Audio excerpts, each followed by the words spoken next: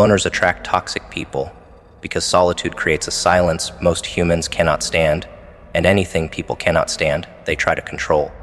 When someone moves alone without begging for approval, without performing for applause, it unsettles those who survive on attention and reaction. Your quiet isn't emptiness. It's space. Space to think, to observe, to remember. And toxic personalities hate space because space exposes them. They feel it immediately, that you don't need the noise they need, that you don't chase validation the way they do. So they drift closer, not out of curiosity, but hunger. Hunger for relevance. Hunger for control. Hunger to prove that even someone self-contained can be bent. Loners aren't magnets because they are weak. They're magnets because their independence challenges insecure minds. And insecure minds don't walk away from a challenge. They poke it, test it, try to infect it. Another uncomfortable truth sits beneath that attraction. Loners often carry emotional restraint, and restraint gets mistaken for tolerance. When someone doesn't react loudly to disrespect, toxic individuals read it as permission. They confuse patience with submission, calm with compliance. That's when the testing begins. Small jabs, boundary nudges, subtle manipulations disguised as jokes or concern. The loner notices everything, but doesn't respond immediately. That delay feeds the illusion that the behavior is working. It isn't. It's being cataloged. But toxic people don't understand delayed consequences. They only understand immediate reactions. So they escalate, and escalation reveals character.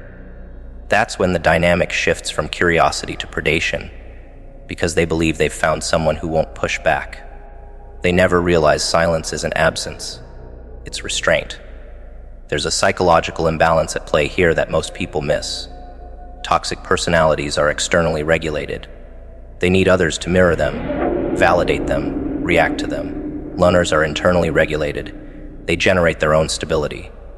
When those two worlds collide, the toxic one tries to feed. It's parasitic, not malicious in intention, but destructive in effect.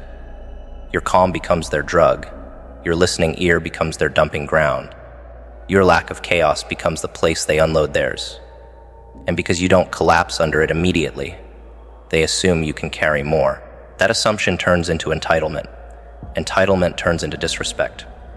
Disrespect turns into control attempts. This isn't coincidence. It's psychological gravity pulling dysfunction towards stability in hopes of stealing it. The disrespect always arrives quietly. It's never obvious at first. It hides behind familiarity, humor, shared struggle. But loners feel the shift before they can name it. The tone changes. The energy tightens. The other person starts acting as if access is guaranteed. That's the moment most people would explode or retreat. Loners pause, they observe, and that pause confuses toxic minds. Confusion breeds insecurity. Insecurity seeks dominance, so the behavior sharpens. The manipulator needs proof they still matter. They provoke to feel powerful, and when no reaction comes, frustration builds. They mistake that frustration for authority slipping, not realizing authority was never theirs to begin with. Silence becomes the turning point. For the loner, silence is natural. For the toxic individual, silence is punishment. It forces them to sit with their own thoughts, replay their behavior, question their influence. That's unbearable for someone who avoids self-reflection. The moment you stop feeding the dynamic, they start unraveling internally. They try to regain footing through guilt, blame, or sudden kindness. None of it works. The loner doesn't chase closure. They don't need the last word. That lack of need terrifies people who rely on emotional hooks. It reveals the truth. The loner was never dependent. The toxic one was. This is where power quietly changes hands.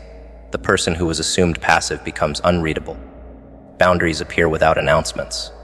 Access shrinks without explanation. And suddenly the toxic individual feels exposed. They sense they misjudged the situation. What they thought was weakness was discipline. What they thought was isolation was self-sufficiency. The realization hits late and hard. Their behavior didn't dominate you. It revealed them. And once revealed, the dynamic can never return to what it was. That's why loners are so dangerous to toxic people. Not because they attack, but because they don't need to. Loners rise not by confrontation, but by withdrawal. When energy is removed, the entire system collapses. Toxic individuals scramble, because they don't know how to exist without an audience. The loner keeps moving forward unaffected, focused inward, sharpening clarity. Growth accelerates once the noise disappears. Confidence deepens, perspective widens. And that growth becomes visible whether anyone announces it or not. Toxic people sense this growth and feel threatened by it. Not because of competition, but because it exposes stagnation. Watching someone thrive without needing approval is humiliating to those who survive on it. Power politics always reveal themselves in relationships like this. The one who can walk away without emotional debt holds leverage. Loners master that leverage unintentionally. They don't cling. They don't beg. They don't negotiate their worth. That autonomy dismantles manipulative tactics. Control attempts fall flat when the target doesn't care about dominance games. And when those games fail, the manipulator collapses into either rage or retreat. Both confirm the same truth. The loner was never the vulnerable one. They were simply quiet. The magnetism doesn't stop after one encounter. Toxic people talk. They sense a presence that doesn't bend easily. Some approach out of curiosity, others out of challenge, a few out of envy. But the pattern repeats until the loner understands the lesson. Silence without boundaries invites invasion. Independence must be paired with discernment. Once that lesson is integrated, the magnet weakens. Toxic individuals sense resistance, they can't penetrate and move on to easier targets. Growth creates armor, not loud armor, invisible armor. Self-contained power radiates without effort, and that effortless radiation is exactly what unsettles people who live off borrowed energy. When someone carries their strength internally, without needing affirmation, applause, or permission, it creates a psychological imbalance in anyone who depends on external validation to feel real. Toxic personalities sense that imbalance immediately. It's like standing next to a generator when you're running on flickering batteries. They don't just notice the difference. They feel diminished by it. That's why they move closer. Not to learn, not to grow, but to siphon. Internal power doesn't announce itself, but it destabilizes rooms because it exposes how many people are pretending. The flare isn't intentional. It's automatic. And those who lack inner structure mistake that glow as an invitation instead of what it really is, a warning. Emotional independence is another signal that sends insecure minds into motion. When someone doesn't need reassurance to stay steady, it breaks a fundamental assumption many people rely on. Control is usually exercised through emotion. Praise, guilt, fear, withdrawal. These levers work only when the target is emotionally dependent. When those levers fail, panic sets in. Toxic individuals approach emotional independence the way gamblers approach a locked vault. They believe persistence will crack it. They test with sympathy, then aggression, then manipulation masked as concern. What they don't understand is that emotional independence isn't detachment, it's clarity. And clarity doesn't respond to tricks, it observes them. That observation alone makes manipulators feel naked, which is why they escalate. Internal stability is deeply threatening because it cannot be shaken easily. Someone who regulates themselves doesn't hand their mood to the room. They don't absorb chaos as identity. They don't confuse intensity with intimacy. That steadiness feels alien to people whose inner world is constant noise. Instead of calming them, it irritates them. They poke it. They disrupt it. They attempt to provoke cracks. This isn't curiosity, it's envy mixed with fear. Fear that the calm is real, envy that it isn't theirs. When nothing works, frustration turns into obsession. Toxic people don't hate stability. They hate being reminded they don't have it.